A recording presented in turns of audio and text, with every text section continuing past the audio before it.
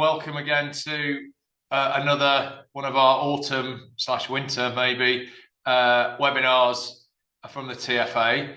I'll do the usual housekeeping thing, but first of all, once again, a big thank you to Oxbury Bank, who are once again sponsoring the event.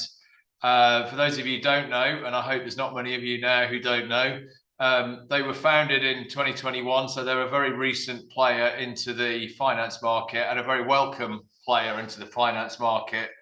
And they're founded by bankers, farmers and technologists, and they're the only UK bank that's 100% dedicated to serving farmers, food produced in the rural economy. And I would encourage those of you that haven't come across them to find out a bit more about them. I think they offer some really interesting options in finance for new starters, for those of us, and most of us don't have assets in the way that landowners do, and they are very helpful in being able to finance those kind of businesses. So a big thank you as ever to Oxbury for sponsoring this.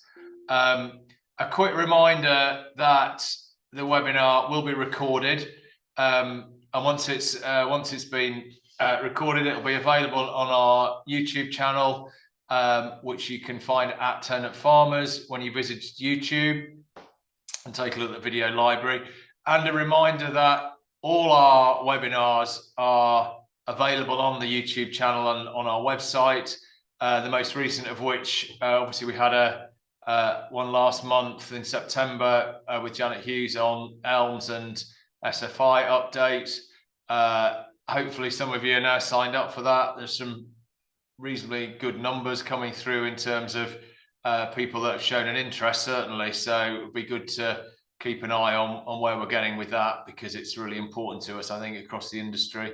We had one about soil carbon, so we may touch a bit on that tonight, and new entrants a couple of months ago. So if you want to go and revisit any of those, or you know somebody who wasn't able to turn up and wants to have a look, please point them in the direction of the website, of the YouTube channel to have a look at those.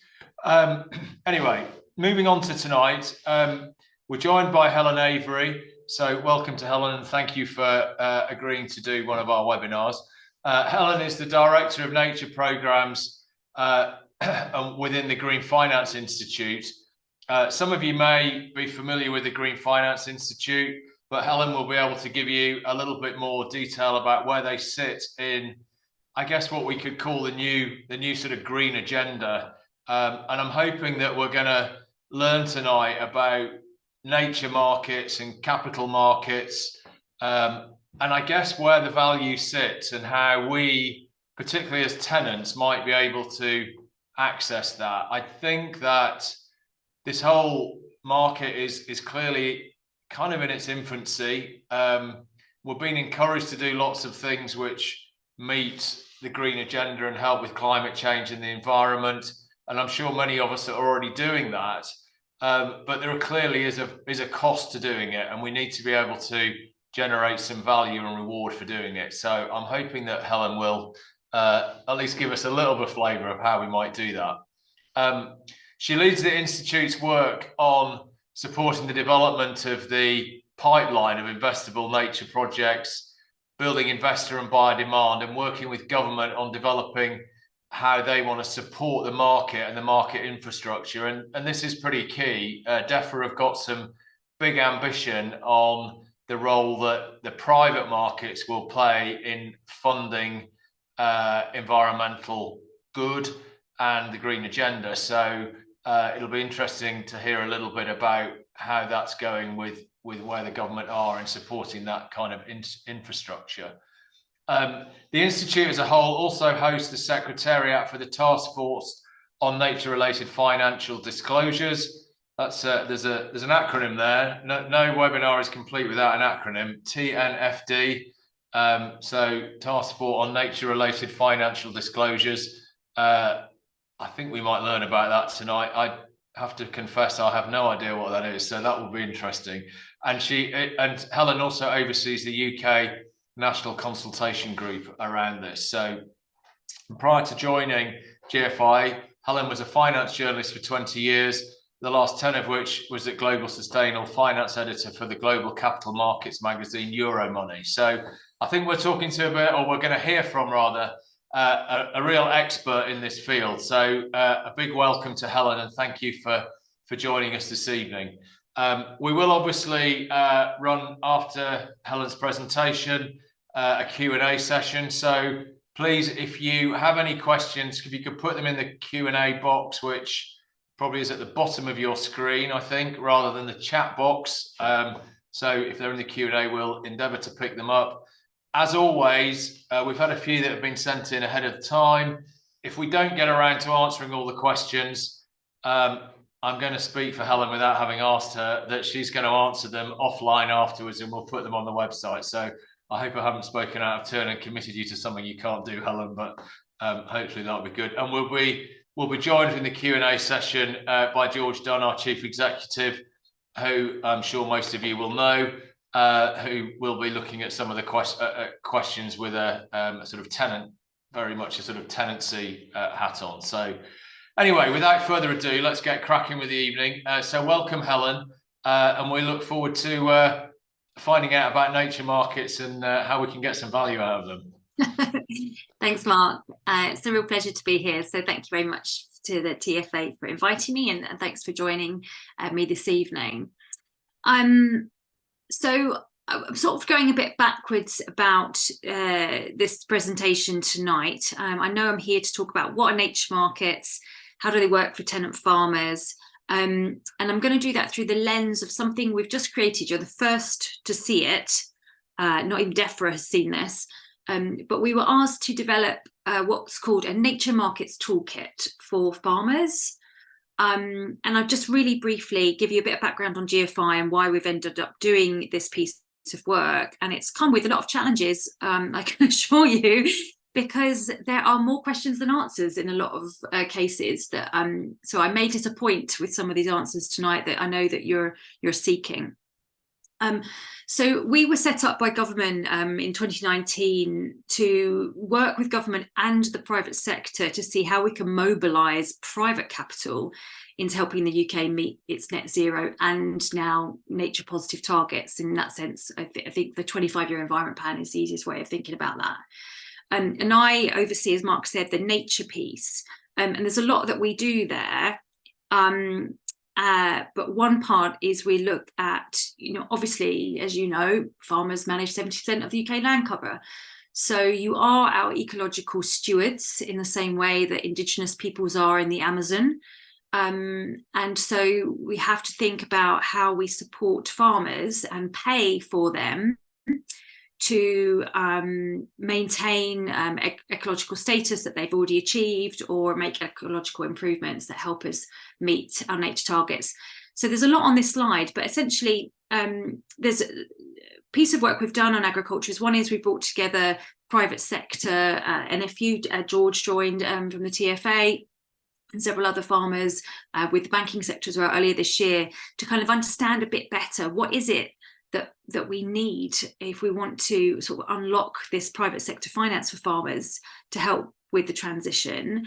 And a couple of things that came out of that is, one, that we needed sort of just, a place where farmers can come and look at what are nature markets, where are they currently, how do I access them, is it good for me, that kind of thing.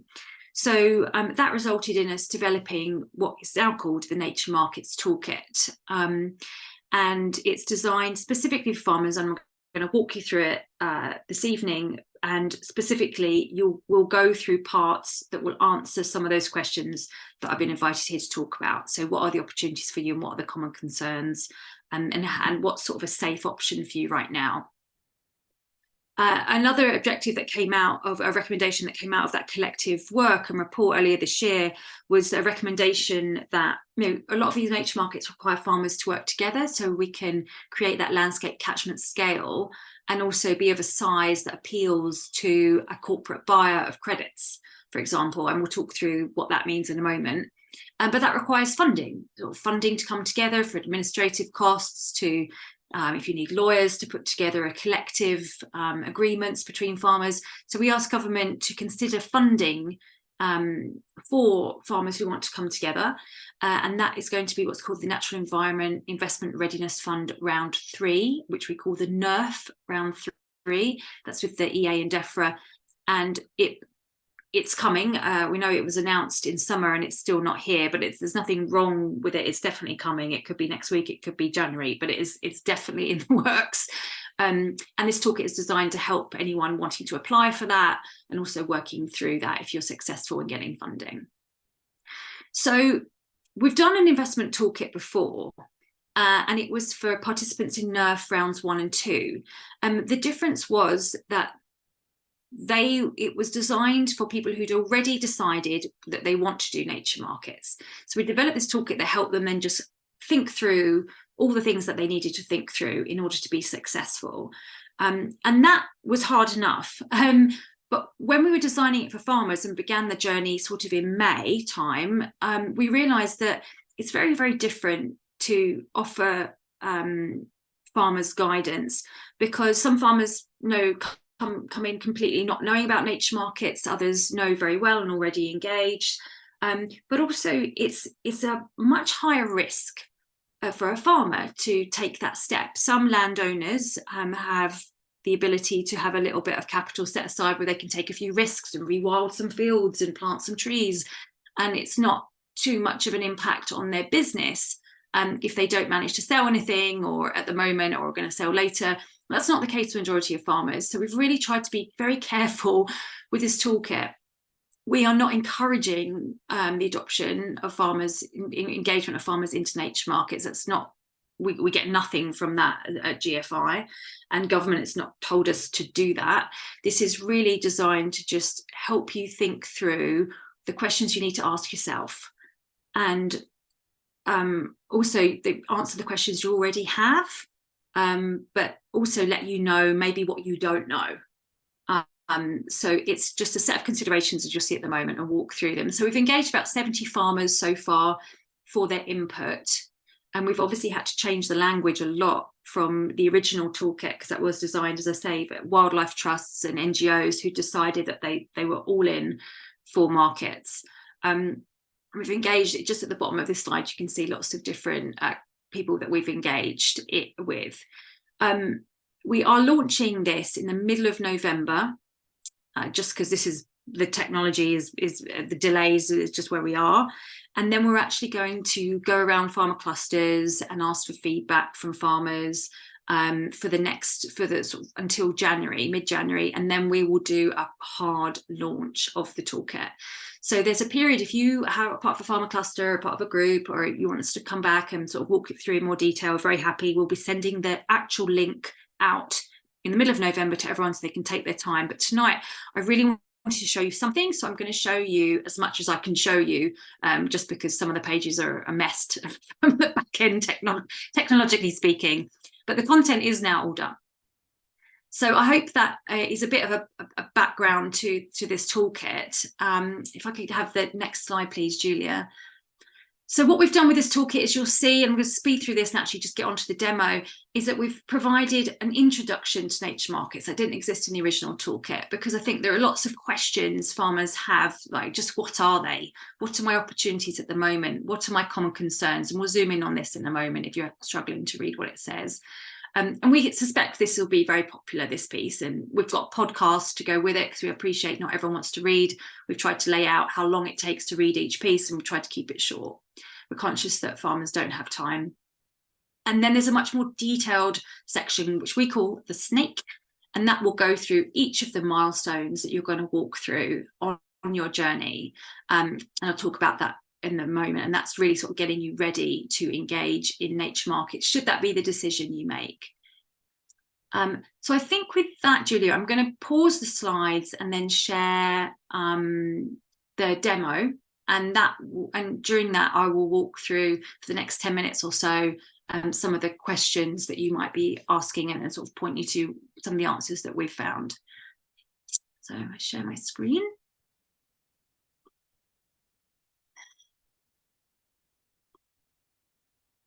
hopefully you can see it. So this is quite, I'm sorry about this, but this is the back end. So you can see all my bookmark pages and you can see the back end with welcome Helen and edit page, because this is where we are at the moment. We haven't launched it live. I say hopefully you're excited because you're the first to see it.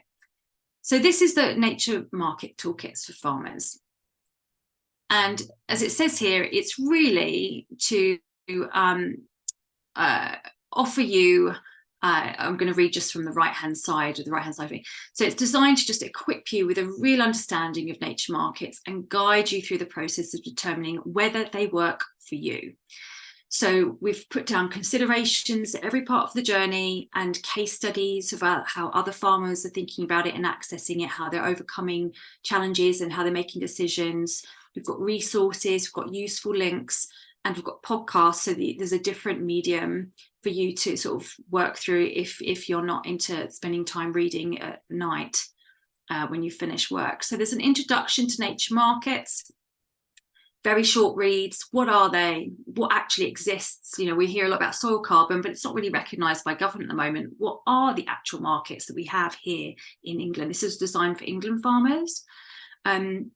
Why would you engage? Mark mentioned the TNFD earlier. Well, in this section, we go through what are the pressures on farmers. We've got standards coming in for the private sector where they're going to have to start reporting on their impacts on nature.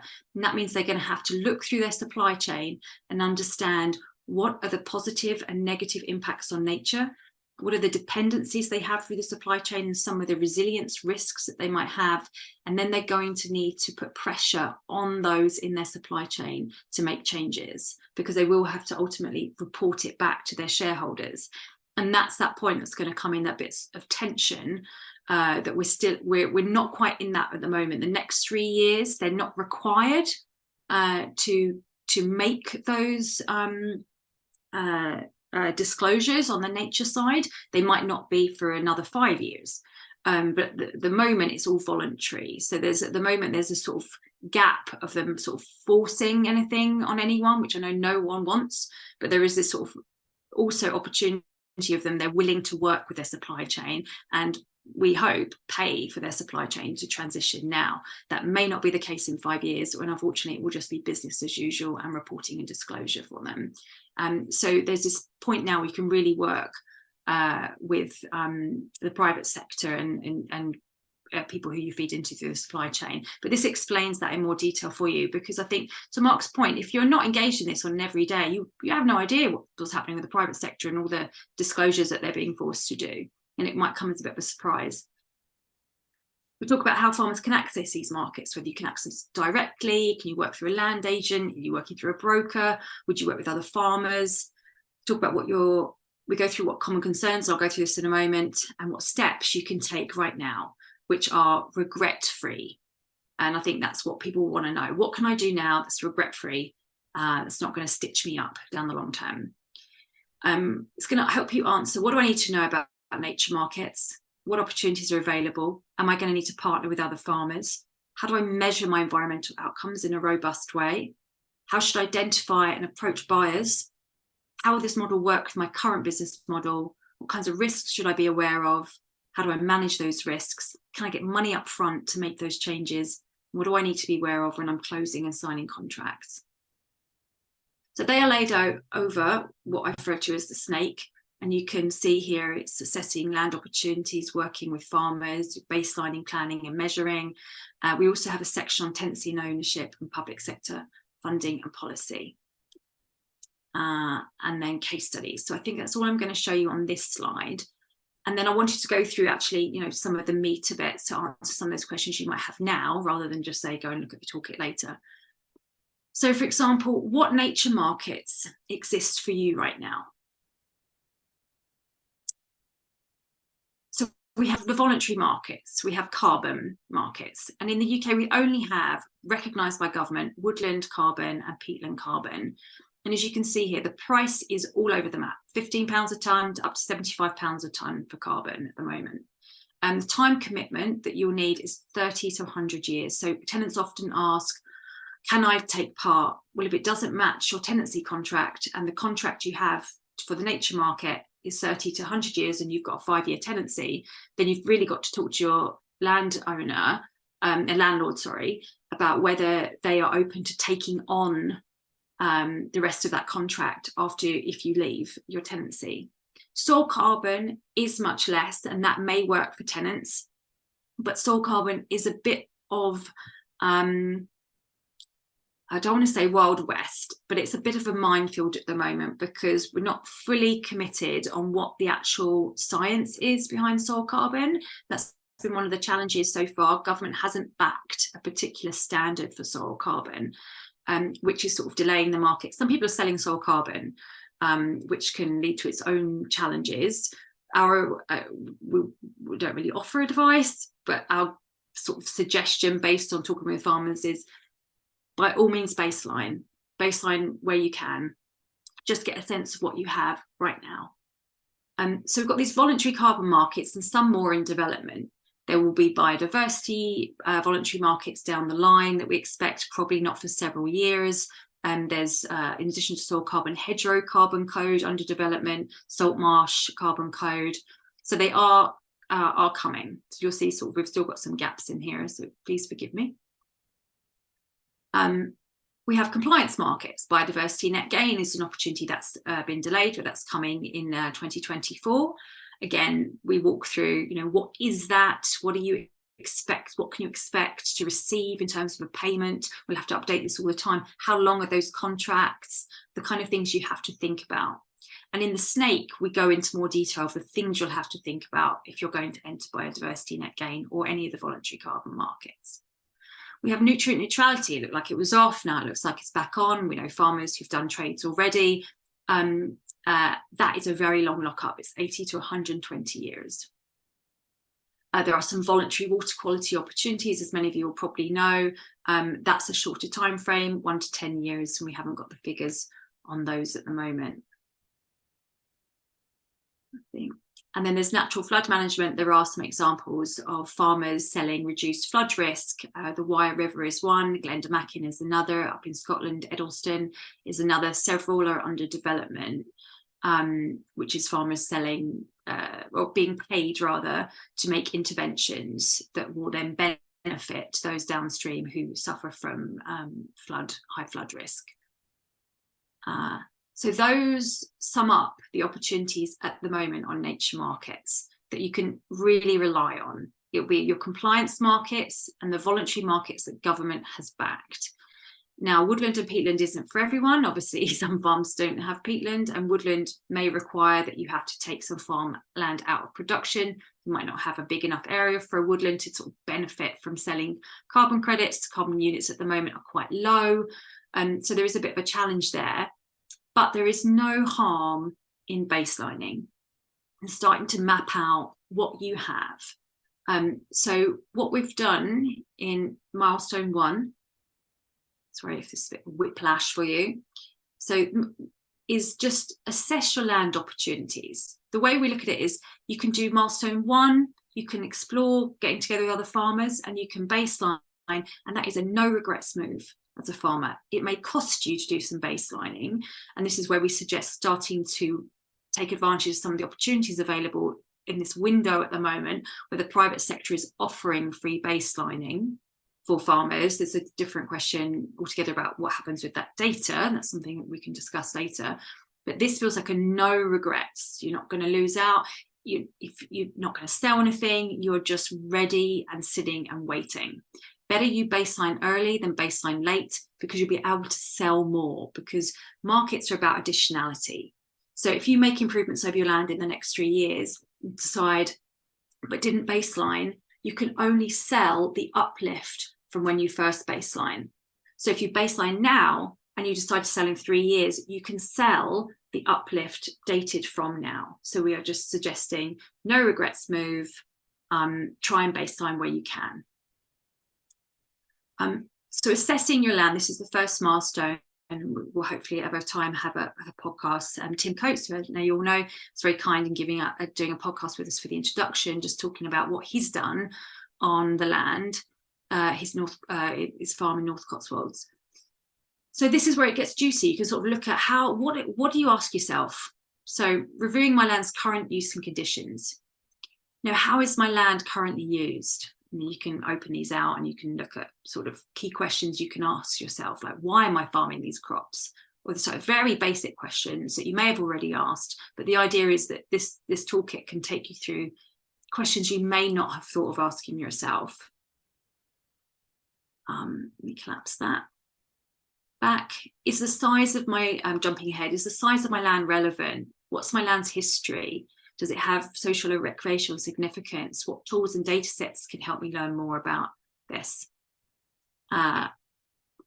This section is around setting your vision for your land. You know, if you're engaging in nature markets, it has to work for you and what you want for your land. It's no good just going after a market opportunity. It has to work with your business model, your current business model, and really your vision, and the habitats that you have.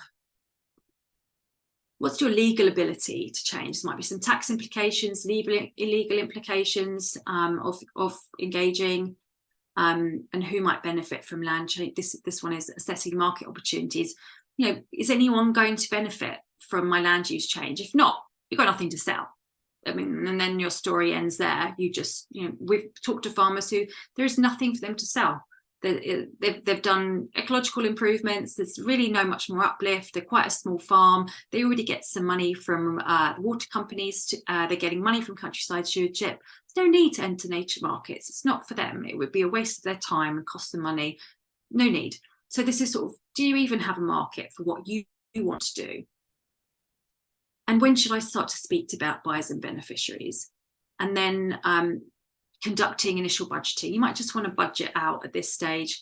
How much is it going to cost to baseline? Is there any public funding available to me at this stage? So I'm conscious of time. And so I'm just going to touch on this one. So this tenancy and ownership, and this is, we've put this together based on sort of conversations with tenant farmers, the ROC review, and some early conversations we've had with the TFA formally for the report that we put out in April that I mentioned earlier, and we've sent it to the TFA for review as well, just to make sure that we're correct in any any considerations we offer. But we talk about, you know, do you have the legal ability to make changes over the land? What's the length of contract versus the length of my tenancy? And we literally are just telling you what questions to ask yourself. And in most of the answers, it's nothing more than look at your tenancy agreement, have a discussion with other farmers that are tenants, and go and speak to your landlord. That's all we can really say at the moment.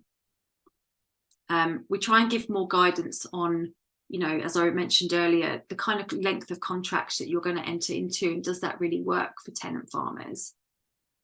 And then how do you work with others? Could you work with other tenants on your land? Would that give you more sort of power over sort of working with your landlord? And then who can you go to for advice? So obviously TFA is in here, as well as CLA, land agents, other tenants. So I'm going to stop there, Mark, unless you want me to dive into anything in particular detail, just because I'm conscious of time and there might be lots of questions, but I can always pull this up again and go through something else if that's helpful. No, that's great. That's great, Helen. I think well, judging by the range of queries that it's raised in my head that I've written down here, and I suspect it has for everybody listening, it's kind of raised quite a lot of questions around how these markets work and how we access them.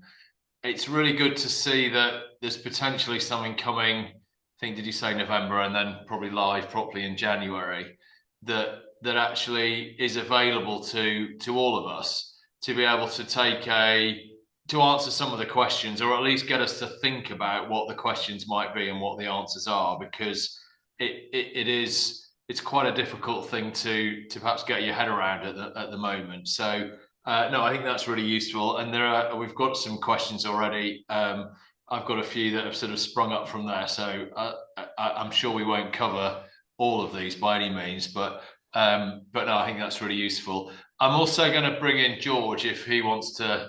Yeah, here we go. Come in here, because I think one of the big issues that we're probably all slightly struggling with a little bit around these markets is kind of ownership, certainly length of time of tenancies, and how we can get involved in delivering any of this. Even if, you know, if we're enthusiastic to do it, we may not have the management control of land. So there's quite a lot of sort of tenancy issues in here as well. So hopefully George will have all the answers as usual on this one. But where I'm going to start with, you've mentioned baselining quite a lot there, Helen, in your presentation, and the importance of baselining. And it kind of ties into a question that we've had from a member in Cornwall, who I think probably represents the thoughts of quite a lot of people when asking this. So he said, I've always prided myself in farming in tandem with nature. And over the years, I've created a nature-rich environment. How will my efforts be rewarded through these new markets in comparison with those who to date have taken a purely productivist, I don't know if that's a word, is it? Anyway, it's a very impressive word if it isn't, but a production orientated approach to land management, but now want to capitalize on these markets? Because, and I do hear this a little bit when discussing this, is if really what we're getting paid for is additionality, if we farmed in a very, I'll just say, a very unenvironmentally friendly way for the last 30 years, and now we see an opportunity to do it differently, if I'm starting from a very low base, I've clearly got a lot more to sell, I think, than our guy down in Cornwall there, who's farmed in a much more environmentally sensitive way. How do you sort of square that circle? You shall have a go, and then George, I'd be really interested to hear what you're hearing. So what we're hearing is, yeah, you can't get around this additionality issue. That's what it's all. Private sector will only pay for something that's additional because ultimately it's an offset.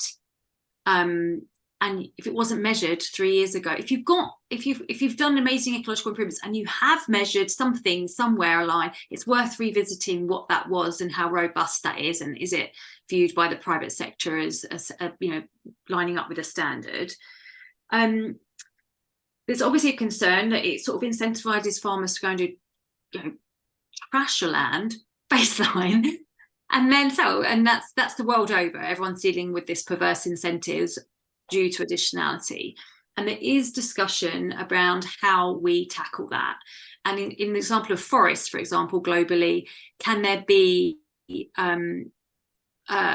funds made available to pay for forests that are already in pristine condition just to keep them in pristine condition? That's something that's being explored. It is not by any means bottomed out yet.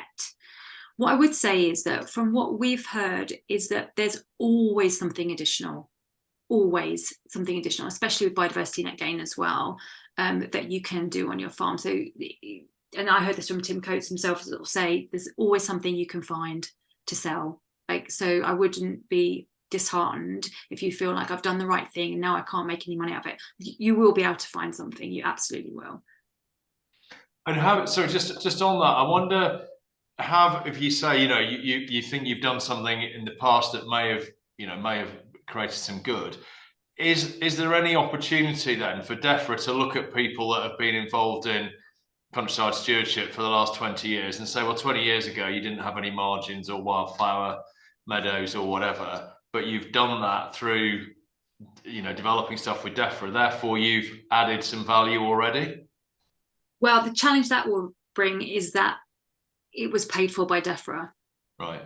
So the additionality has to be something you wouldn't have done unless that private sector payment was made. So unfortunately, I don't think that would work. Yeah, but George, so sadly for our member in Cornwall, and I suggest quite a few other people, what we've got is the situation where somebody's done what is now considered to be the right thing and is going to get a lot less value out of it than somebody who might have done what might be considered to be not the right thing. Mark, I think this is a real challenge for us as a nation, yeah, and in this whole debate around green markets, because our member in Cornwall is absolutely right. There's been a lot of people who have been doing the right thing by the environment, by clean water, by clean air, by animal welfare, by public access for donkey's years. Some of them have had the benefit of payments from DEFRA specifically for things around that. Others haven't had specific payments, but may have been able to stay in business because of the existence of things like the basic payment scheme, where they've been able to continue to deliver for the environment alongside their farming activity. And this is why I think it's really important here that there is a blend between the public and the private sector, because this issue of additionality is what drives the private sector, as both you and Helen has said. But what we don't want to see is land managers being incentivized or driven to rip out and rip up good stuff that they have done to date. And that's why we need public funding to ensure that individuals who are sitting on pristine natural environments are rewarded from public funding to continue to manage those in the pristine condition that they are. So this is not a time or an excuse for the government to back away from green funding, because we absolutely need to reward those individuals who have done the right thing, done many years. And in economic terms, that's what we call a public good. That stuff has been provided by these individuals without them receiving a return from the marketplace for that specifically. And if we want those individuals to continue to manage that for the public good, then the public purse has got to find a way of rewarding them for doing so. So I see this as being very much a blend between the public sector and the private sector. And yes, Helen's right. There will always be something that someone can do, even though they have got a pristine natural environment within which they're operating. But obviously their opportunities are going to be much less than those people who have raped and pillaged their soil over the past 20 years and are coming at it with a blank canvas from a green perspective. Yeah. Yeah, no, I think you're absolutely right, George. And I think it's a massive dilemma, isn't it, of how do you ensure that those people, and there are a lot of them that have done the right thing, if we can call it that, just for ease of phraseology, have done the right thing, that A, we continue to do the right thing, and B, they're not disadvantaged by having done the right thing. And I'm not sure there's a dead straight answer to that, other than the public purse has to reward that in some way. Just moving on a little bit, but you mentioned that there's access, Helen, to baselining being provided by people, kind of, I don't know whether it's grant funding or through water companies or what have you. How widespread is that at the moment? And I guess you'll have the answer to this on your website, but it would be good to just understand, what is the motivation of those people providing baselining for free? And is that something that the wider supply chain is looking to provide in order to then say, right, okay, well, my supply chain has X amount of benefit to offer me, so I know where I'm starting? Is that happening, or are we going to end up with farmers essentially having to fund that baseline in order to identify whether they have a market? Does that make sense? So I would say at the moment there is the opportunity to get your baselining funded. Not all of it. Depends on what you want to baseline. Baselining can be quite expensive. Depends the extent to what you want to play. So I know that some of the banks have provided even things like carbon calculators for free for farmers, and it's not been taken up. I think people don't at the moment feel the pressure to do that, or don't have time. There are groups like the Soil Association Exchange, which is a group of Lloyd's is in there. There's a couple of supermarkets I'm forgetting, and a few others that will pay for certain baselining across your soil health, carbon emissions, I think it's biodiversity, water quality. They will pay for that for farmers who want to take part, and I think they're piloting it with certain farmers at the moment. The question is, what's in it for them is that, as I said, they need to know what they've got in their supply chain and what they need to change and how they need to support farmers transitioning, so that they can then tick the box on the other end with their shareholders of, yes, we are good for nature, yes, we're doing regenerative agriculture, and yes, carbon is this in our supply chain, etc.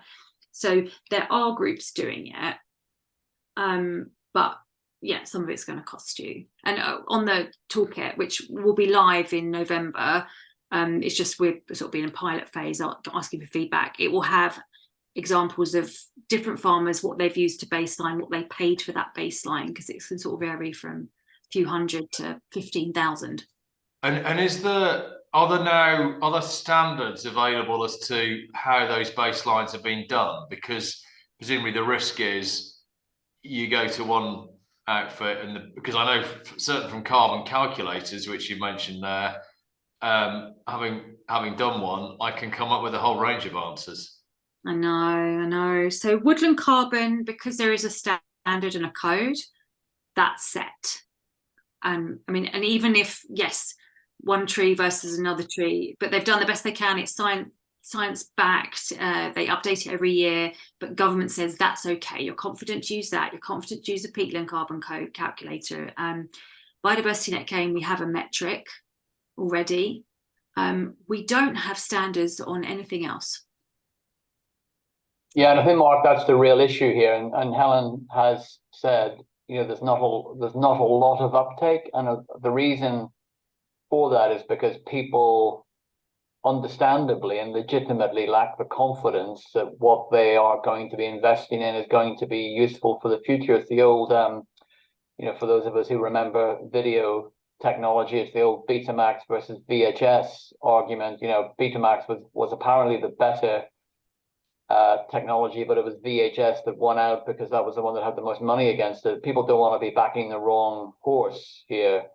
So, as Helen said, there is movement on things like the woodland and the peatland stuff, which perhaps is not in very much in line with what tenants are looking at. It's the soil and hedgerows and other, the grasslands that we need to be bringing into the fray. And I know in the report that we had earlier in the year, Helen, on the barriers, one of the issues was around the standardization of these calculators to make sure that there was confidence in them. And I go back to what I said earlier about the public funding for people who've done the right thing. There needs to be some public investment into making sure that we have got good standardization for baselining approaches so that people can be confident in the money that they're spending on getting those things done. Yeah, I mean, so the British Standards Institution is in developing standards for nutrient neutrality, I believe. NFM is on, natural flood management is on their list, and soil carbon as well. They're exploring those as well as the other, and also creating a standard for all codes, so that whatever codes get accepted, it will say this is the minimum requirements of your science, it's transparent, it's updated every year, those kinds of standards, so that it can overarch all codes as they develop. But I think it will be sort of 3 years in the making for more of those standards to come through. Recommendation, and I'm not really, I don't want to be seen to be giving advice, but I just think sensibly you would, if you're going to do soil carbon, you pick the most robust tool that you can find that maybe does ground truthing and satellite, not just satellite stuff, but actual ground truthing. So at least you can say that you're more likely to be able to be fitting into a standard later. I think, Mark, as well, just on issues around soil carbon, and you referred earlier to the webinar that we had with Tom Tolput, who we're hoping to have back in the new year as well to look at soil carbon.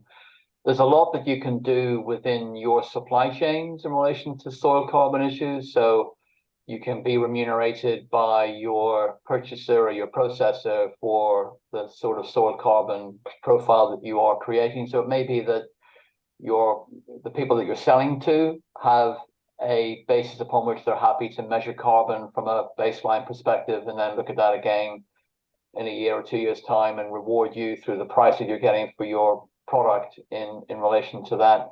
And there's some models which are aggregating those opportunities across supply chains. So I don't think we are in a position where we're saying that this is as yet a no-go area. And Helen has said there is a bit of the Wild West about this here for other individuals, but certainly some supply chains are already beginning to build that in, and the conversations that you might have with purchasers and processors could develop some useful markets in those areas. Okay, yeah, interesting. And just talking about baselining, and who owns the data, George? This is perhaps one for you a little bit more, in that if I've got, I don't know, 5-year FBT and I decide to baseline today, and I get a measure that I've paid for, I own that data, but actually the benefit across environmentally across what I'm doing, whether it's carbon or biodiversity, whatever, it may will last for a lot longer than the 5 years of my tenancy. I guess what right, if any, does the landlord have to that data when I leave in 5 years' time? And is there something are we getting a sense that landlords are wanting to baseline in order for them to own the data? There's a few sort of questions around there, but yeah, I think, Mark, the data question is key. And again, referring back to the report that we were involved with Helen earlier in the year, there was a lot of discussion around data, how it was collected, at what level the data needed to be collected. Was it a field by field or square meter by square meter? And ultimately, who owns that data? From a landlord and tenant perspective, it will really come down to what's written in the tenancy agreement.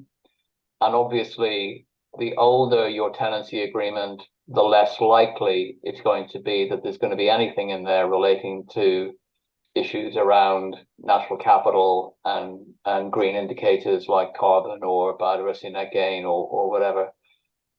Clearly, we are now seeing the development of new clauses in tenancy agreements as this becomes a much more thought about and discussed topic.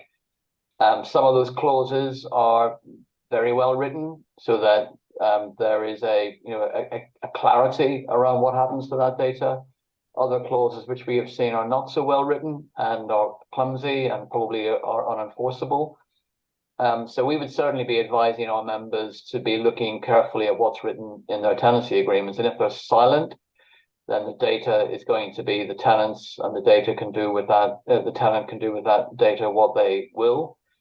But in newer agreements, there may be some stipulations which require the tenant to share that data or provide that data to the landlord at the end of the tenancy or throughout the terms of the lease, or share the information for joint benefit. The other thing you asked was what landlords are doing at the moment in terms of data and collecting data. And there are some landlords, like the Duchy of Cornwall, for example, who have carried out baselining right across its estate. But it very much is sharing that information with tenants so that tenants can be involved in making sure that they have access to markets and to use that baselining to get them into a position whereby they can capitalize on some of this stuff. But there are other landlords out there who are seeking to capitalize on all of the natural capital for themselves. And we are beginning to see situations where tenants are being excluded from the discussions and where landlords are attempting to reserve all of the natural capital rights onto themselves, which is an interesting approach. I think we've got a webinar coming a bit later in the year, Mark, on reimagining the landlord-tenant relationship, and I know on that webinar we'll be talking about how landlords and tenants should cooperate more openly and collegiately and collaboratively on this sort of stuff, rather than taking a corner solution where it's all the tenants or all the landlords. Yep. And I think that's really the way forward, that we need to be seeing this as a shared opportunity rather than something which is just the landlord or just a tenant. Yeah, I think that's a very good point, and we're sort of coming back to the ROC review there, aren't we, in terms of collaboration and the environment that we're operating in now, where the sort of green agenda and developing some environmental good, whether it's just for biodiversity or for climate change or what have you, is very much what we're being asked to do.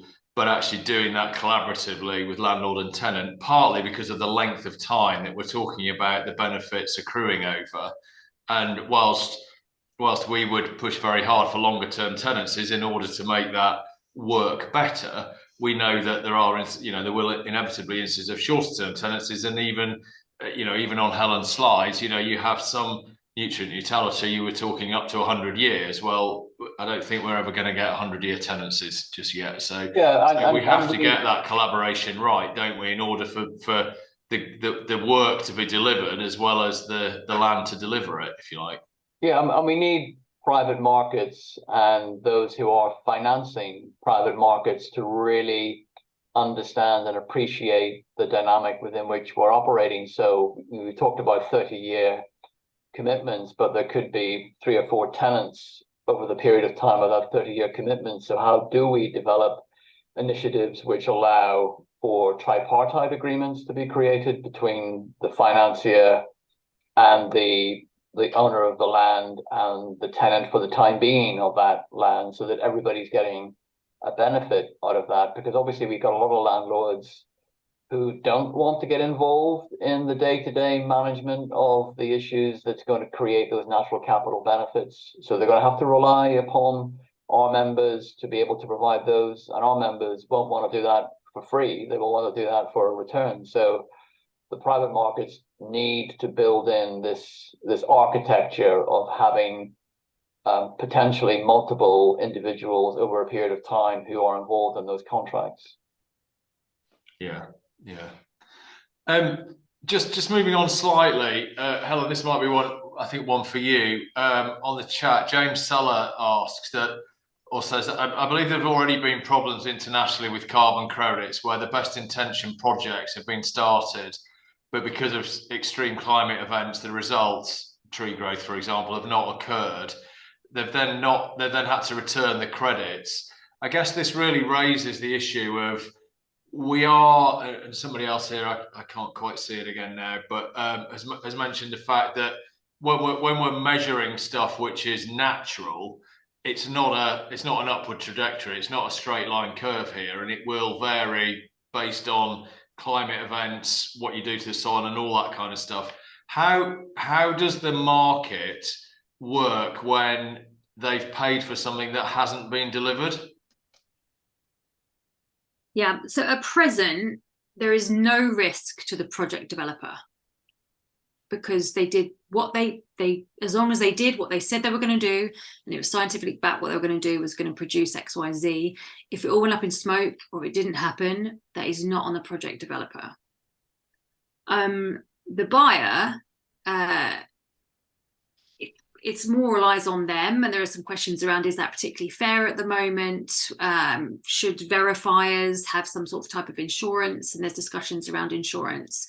You can restore a peatland and then someone drops a cigarette on it, the whole thing goes up in smoke, and that has happened in the UK. So at the moment, project developers are not the ones at holding the risk. So the project developer will still receive the money, provided they've done what they committed to do. Yeah, absolutely. Okay. There is a question, though. Well, I suppose it is a bit of a grey area about whether this is where your contracts come in. And we go into this in detail, like you really want to lay out in your contracts what you will do. Because if you have, say, you take a piece of land that's not in production and you want to do biodiversity net gain on it, and it's all working well, and then a bunch of teenagers arrive and have a rave on your piece of biodiversity uplift and it's all gone, then you need that built into your contract. Your contract to be really robust as to where the risk lies, and that you're not the one responsible for that. So it's really, really important that in the detail that all the risks are covered. And there are sort of standardized contracts that are now being circulated to make sure that the project developer, in this case the farmer, is completely protected in case of, as you are in lots of events, if you have a hurricane. And yeah. But Mark, I think the development of this is going to be quite interesting, because already there is a lot of reportage around the veracity of what's going on here and what's being delivered for society. And I mean, we're talking here about events that are beyond people's control, because things happen, fires happen, floods happen, raves happen, without your control. I suspect that we will see contracts becoming increasingly tighter around people providing compensatory credits or going to the market to buy compensatory credits. So people may need to have insurance for those types of events, which allows them to go into the marketplace to buy credits to replace the credits that they have lost because of things beyond their control. But it also speaks to situations where, you know, there's downright fraud in some of these markets where people are deliberately either not providing what they said they would provide or operating in ways where they are undermining what they said they would provide, and none of it's being checked. So I do think that whilst at the moment we are in a position whereby the project developer is not at risk, I think increasingly we're going to see a tightening of this, and there will be thought needed to be given to how you insure against a unintended loss of your credit. And there will need to be some policing of markets to ensure that people aren't either deliberately undermining what should be happening or even choosing to do stuff on additional land that may be circumventing what they're doing on the land that they're offering to the market for a green credit. So I think this is an area which is to be watched. Yeah. Okay. One way, just think about it, is some people, you have a buffer, so you hold some credits back just in case. But what we need to make sure is that that's priced in. So that's almost your insurance risk, but it needs, therefore, because you're holding some back, the price of the units you're selling need to be higher to reflect that you're having to hold back. Yeah. Okay, interesting. Thank you. Once again, I'm conscious of time, and I realise we're not going to get quite all the questions answered. So we'll try and pick a few of those up.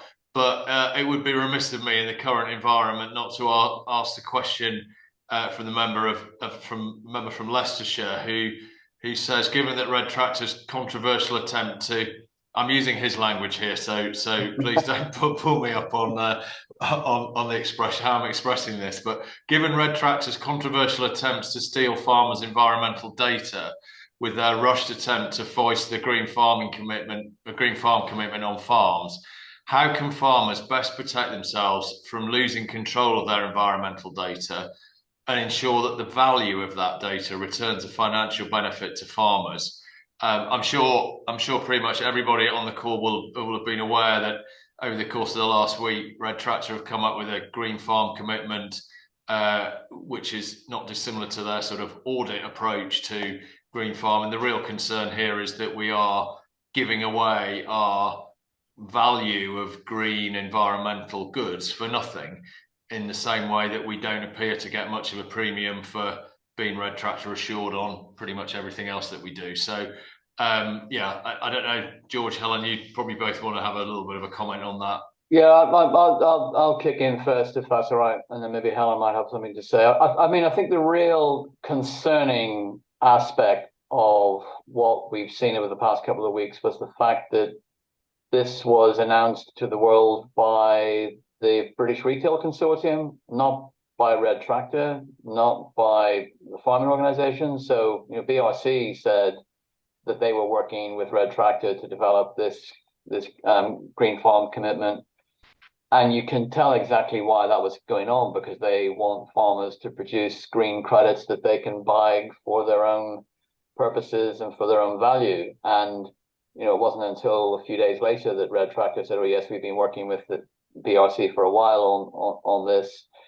And our members and other farmers are rightly concerned about that, because not because they are anti-environment or anti-green or not interested in creating a nature-rich environment, but because, as you say, Mark, they are spending their money, they are spending their time, they are spending their resource, they are taking the risk, they are putting their back into producing this stuff, and they rightly deserve a reward for what they are providing. So as much as they get paid for every ton of wheat or every beef animal that goes to the market or every liter of milk that goes to the processor, they should be paid for every bit of the environmental benefit that they are providing. And no one has the right to take that away from individuals who have toiled to produce those benefits.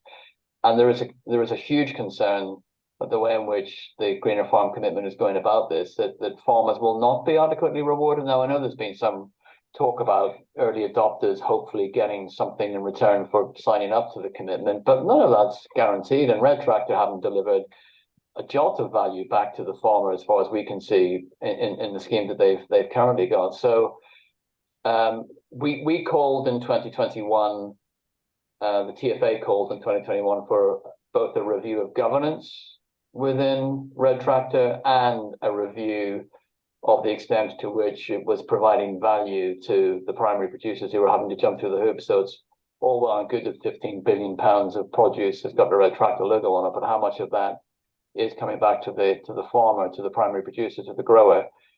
And it's good to see that this week the NFU has agreed with us that we need a dual review of the Red Tractor process.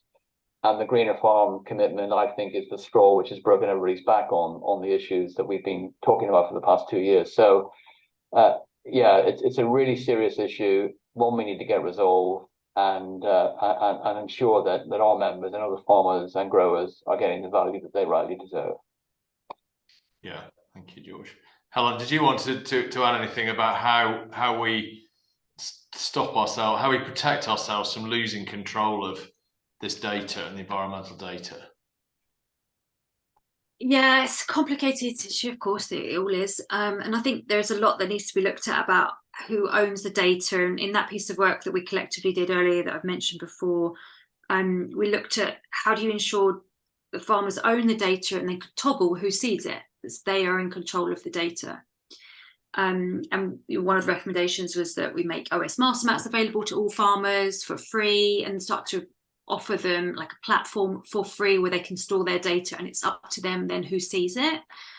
And I think that is being worked through DEFRA. We've had conversations even in the last couple of weeks about how that's all going to work out.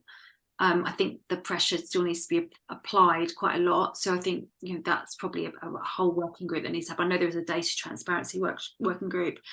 I will say this, and it's not a popular thing to say, but it is going to be business as usual. Maybe not now, maybe in 5, 7, 10 years, we don't know. In the same way I have to provide all my credit data for a bank to do business with me, it's going to be that way. And I don't know if we can fight that coming. I mean, if we're going to fight it, we fight it now with the view that they're going to have this data. But how do you take control and especially make sure you're paid for the environmental benefits now before it's business as usual? And so that's why we keep sort of saying to people, do it now, get your baselining in now, get someone to pay for it now, like get all this stuff now and get yourself sorted now and your data together for you now if you can, because down the line they're just going to come, I would assume, and get it. I have no reason to say that, it's just the way the rest of the world has worked. So when it comes to our data, so I don't know, it's not a popular view, but it's just one I worry about. Yeah, no, that's a very valid point to end on. I think we're at a stage where we need to get this right at the moment in terms of who's got the data, where is the value in all of this, because otherwise the thing can take a life of its own, and before we know it, it's just become something that you have to do, and there's no value in it. So. Anyway, just a big thank you to Helen and to George for joining us for the Q&A. Helen, that's been really, really fascinating. I think it possibly raises more questions than it answers, but that's through absolutely no fault or criticism of your presentation. I think that was inevitable because we are in a position around all of these markets and where the value is and who owns what and whatever, which is fairly new stuff, and it's just starting to emerge now, and I suppose it's incumbent on us all to be a little bit more on the ball with it probably than perhaps we are, and not bury our head in the sand quite as much as maybe some of us do at the minute about this. So thank you very much. It's been a pleasure to have you. So thank you very much for that. Just a big thank you as always to Oxbury Bank for sponsoring these webinars. The next one is going to be on the Wednesday, the 15th of November, entitled Big Choices Facing Tenant Farmers in the Next 12 Months. And we're going to have our own team speaking about this. So Lynette Steele, our senior policy advisor, who many of you will know, and George, who if you didn't already know, you've met this evening, who's a TFA chief executive, will be talking us through what these choices are and maybe look ahead a little bit to what we need to be taking concern of in our businesses as tenants. And a quick plug for those of you that are in Wales, the TFA Cymru is hosting a free event at the Metropole Hotel. I'm going to get this terribly wrong, so apologies to our Welsh attendees, in Llandrindod, Wales, on Wednesday the 1st of November, which is a week today. There are still some seats available, so anybody in Wales, farming in Wales, who wants to know a little bit more about the sustainable farming scheme, as opposed to incentive, which is called in England, obviously, then please go along to that next Wednesday. Details on our website, as always. Finally, a big thank you to everybody for attending. I hope you've learned stuff. I'm sure it's raised lots of questions, and please have a nice evening.